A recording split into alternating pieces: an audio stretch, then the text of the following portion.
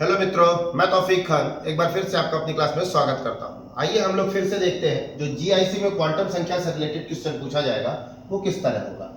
Quantum संख्या N L M, बस 3 ही पूछ रहा है, एस के बारे में नहीं पूछ रहा है।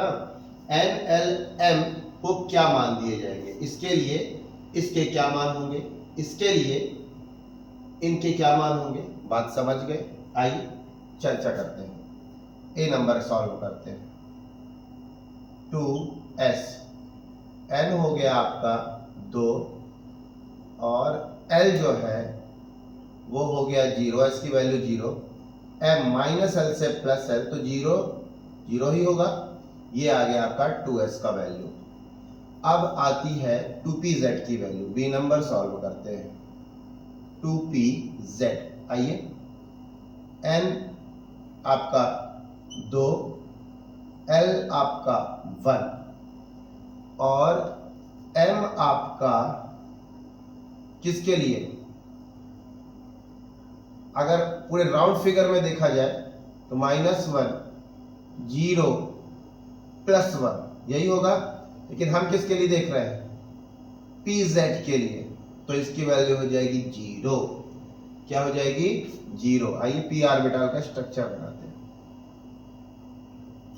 टोटल कितने ऑर्बिटल होते हैं? ये px py pz।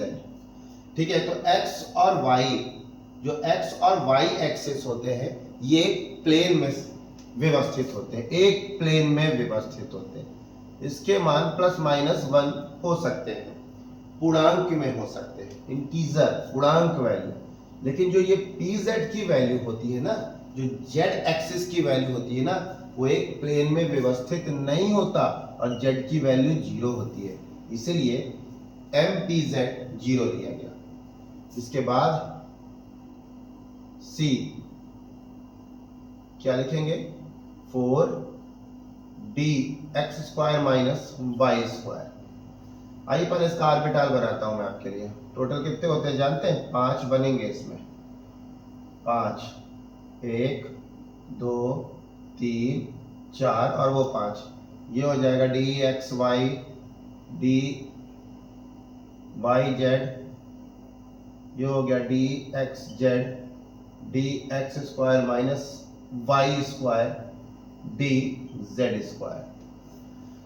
ठीक है, इसकी वैल्यू कितनी होती है?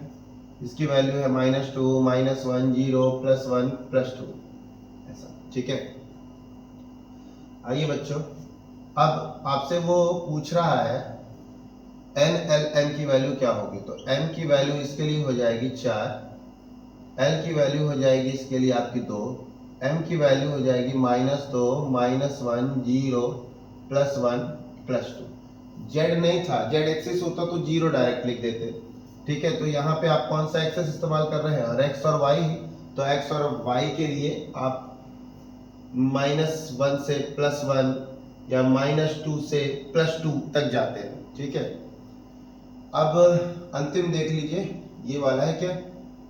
ये वाला ना, ये इसमें z है, इसकी वैल्यू 0 हो जाएगी। आइए देखते हैं।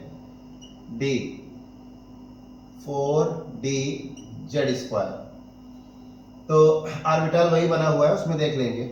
n की वैल्यू हो गई 4, L की वैल्यू हो गई आपकी 2,